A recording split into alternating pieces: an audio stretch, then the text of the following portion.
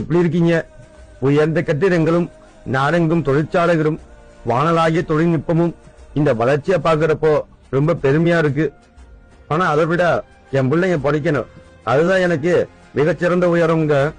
என் பிள்ளைங்க படிக்கணும்னு 14,000 பள்ளிக்கூடங்களையும் கல்லூரிகளையும் உருவாக்கின. படிச்ச படிப்புக்கு வேலை கிடைக்கணும்னே திருச்சி பெல் தொழிற்சாலை, ரயில்வே தொழிற்சாலை, நெய்வேலி நிலக்கரி தொழிற்சாலைன்னு உருவாக்குன.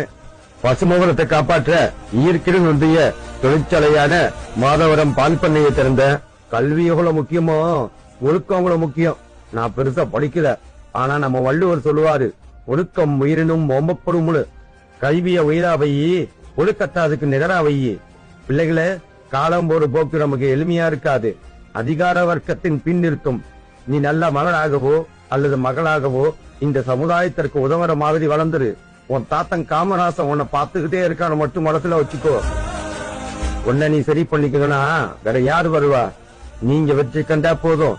இந்த கல்வியற்றவன் கண்ட கனவு பூரா வெற்றியடைந்த மாதிரி மக்களே, எப்பானப்பட்டாவது உங்க வீழ்ச்சியில் நினைக்கிற சக்திகளை தாண்டி நீங்க ஜெயிச்சு காட்டணும்.